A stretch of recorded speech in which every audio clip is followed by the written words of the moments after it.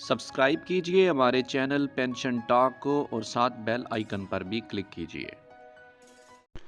अस्सलाम वालेकुम तमाम पेंशनर्स और सरकारी मुलाजमीन के लिए एक अहम तरीन मालूमाती वीडियो। जीपी फ़ंड लाखों का बकाया अभी भी रहता है। पेंशनर और सरकारी मुलाजमीन को इल्म ही नहीं कि आपका जीपी फ़ंड बकाया अभी भी डिस्ट्रिक्ट अकाउंट ऑफिस में मौजूद है और आप उसको क्लेम भी कर सकते हैं, हासिल भी कर सकते हैं। दरख्वास्त देने का तरीक़ाकार क्या होगा और ये किस तरह से आपका अभी भी जीपी फ़ंड रहता है। बेशक आप रिटायर हो चुके हों और रिटायरमेंट लीव आपको बहुत ज़्यादा अरसा भी हो चुका है, तो फिर भी आपका ये जीपी फ़ंड वहाँ पर मौजूद है और ये किस तरह बाकी रहता है, कितनी रकम होगी, दरख्वास्त आपने किस तरह से देनी है, तो तमाम चीज़ों के मतलब आपको इसी वीडियो में गाइड किया जाएगा। पहली बार ये वीडियो देख रहे हैं तो इस वीडियो को, इस चैनल को सब्सक्राइब ज़रूर करें और वीडियो को लाइक कर दें।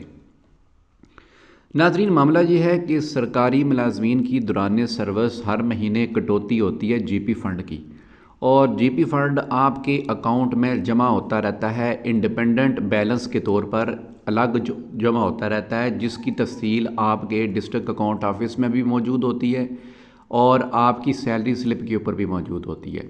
सरकारी मुलाजिम दौरान सर्विस अपनी ज़रूरत के मुताबिक जब चाहे मुख्तलिफ़ कामों को सरंजाम देने के लिए जीपी फ़ंड निकलवाता रहता है। और ज़्यादातर मुलाजमीन का फिर ये होता है कि वो जो आपने निकलवाते हैं फिर वो भी जो है वो जमा होता रहता है, और फिर आखिर में जब सर्विस आपकी ख़त्म होती है, आप रिटायर होते हैं, तो जितना भी जीपी फ़ंड मौजूद होता है वो आपको दे दिया जाता है। तो यहाँ पर मैं आपको एक कानूनी नुक्ते की तरफ बताता हूँ, इशारा देता हूँ आपको, फिर आपको चीज़ सारी समझ में आ जाएगी कि रूल के मुताबिक सरकारी मुलाजिम अगर दौरान सर्विस या रिटायरमेंट के वक्त जीपी फ़ंड निकलवाए तो उससे जो अदायगी होती है जीपी फ़ंड की वो 30 जून के मुताबिक होती है। यानी कि उसका जो जिस तारीख भी वो अप्लाई करेगा उसका जो बैलेंस 30 जून को होगा उसके मुताबिक वो उसको पे करेगा। ये क्यों होता है? ये इसलिए होता है कि माली साल जो होता है पाकिस्तान के अंदर, ये हमेशा 1 जुलाई से स्टार्ट होता है और 30 जून पर एंड होता है।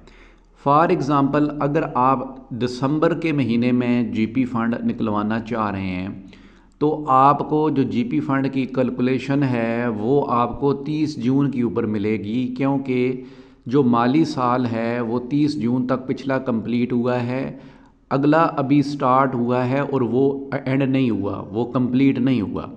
और एक साल जब कंप्लीट होता है, माली साल कंप्लीट होता है, तो जीपी फ़ंड के ऊपर जो है वो एक फ़ाइनांस की तरफ से शरह भी आती है कि फ़लाँ शरह से जो है ना इसके ऊपर आपने मुनाफा लगाना है। मुनाफा लगता है 12%, 10%, 15%, जितना भी होता है वो 30 जून की शरह के ऊपर ही लगता है। आपने अगर जीपी फ़ंड एडवांस भी निकलवाना हो या आपने रिटायरमेंट के वक्त भी लेना हो तो आपको जो अदायगी होती है वो 30 जून के मुताबिक होती है।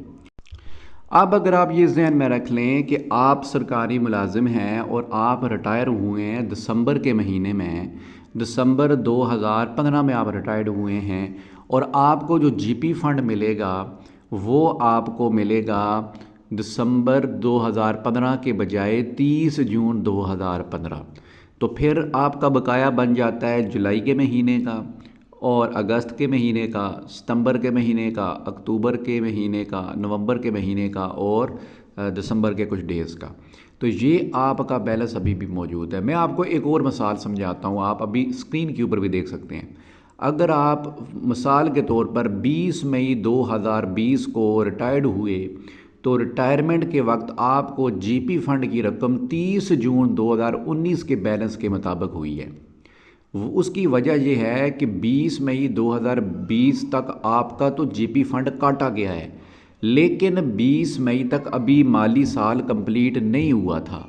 माली साल आखिरी जो कंप्लीट हुआ है वो 30 जून 2019 को हुआ है, और उसी बैलेंस के मुताबिक मार्कअप भी लगा हुआ है, मुनाफा भी लगा हुआ है, और वो आपको जो अदायगी होगी रिटायरमेंट के वक्त वो 30 जून 2019 के बैलेंस के मुताबिक ही हुई है। तो इसका मतलब ये बनता है कि जो बाद में महीने हैं जिसमें जुलाई है, अगस्त है, सितंबर है, अक्टूबर है, नवंबर है, दिसंबर है, फिर जनवरी 2020 है, फरवरी है, फिर मार्च आता है, अप्रैल, मई, ये तकरीबन 10 माह और 20 दिन बनते हैं।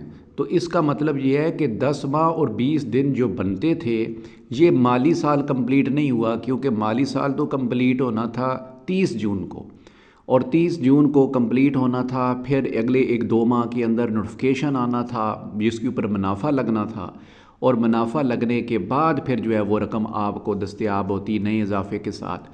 तो इसका मतलब ये है कि 10 माह और 20 दिन का जीपी फ़ंड अभी भी आपका रहता है और आपको पता नहीं है। आपने अपनी सर्विस को देखना है सबसे पहले कि आप किस दिन को रिटायर्ड हुए हैं। अगर आपकी जो है वो रिटायरमेंट 30 जून के बाद हो रही है, किसी भी साल के अंदर, किसी भी साल में आपकी रिटायरमेंट अगर 30 जून के बाद हो रही है, तो इसका मतलब ये है कि जितने महीने या जितने दिन बाद हो रही है उसका बकाया आपका पेंडिंग है। आप ये अब सवाल आता है जी, आप ये बकाया किस तरह से हासिल कर सकते हैं, क्लेम कैसे करेंगे और क्या करना चाहिए ऐसी सूरत हाल में। सबसे पहले तो आपने अपनी रिटायरमेंट की डेट को देखना है कि वो कौन सी डेट है, और आपने फिर वो 30 जून से जो है वो उसको कैलकुलेट करें कितने महीने और कितने दिन बनता है। ठीक है, आपके सामने ये भी आ जाएगा। फिर आप देखें कि आप किस स्केल में रिटायर हुए हैं, और अगर आप फॉर एग्ज़ाम्पल ग्रेड 16 में रिटायर्ड हुए हैं तो उसके मुताबिक आपने जीपी फ़ंड की कैलकुलेशन करनी है कि वो कितने माह का बनता है।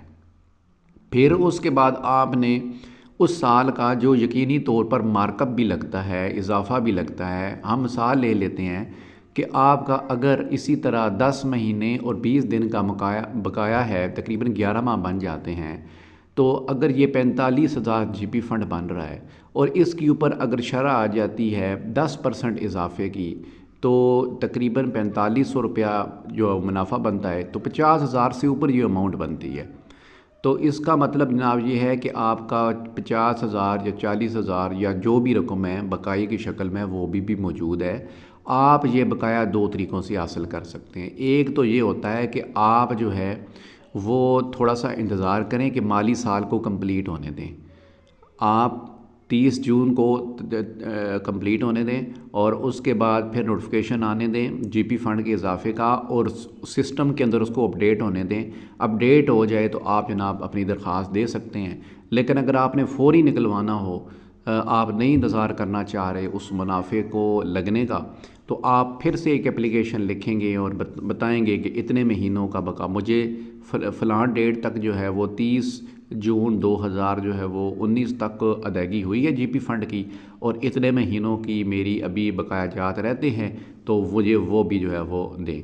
मेरी राय ये है कि आप के जितने महीने भी रहते हों, आप उस माली साल को कंप्लीट होने दें, मुनाफा लगने दें, फिर दरख्वास्त दें, और इंशाल्लाह जीपी फ़ंड का बकाया आपको मिल जाएगा।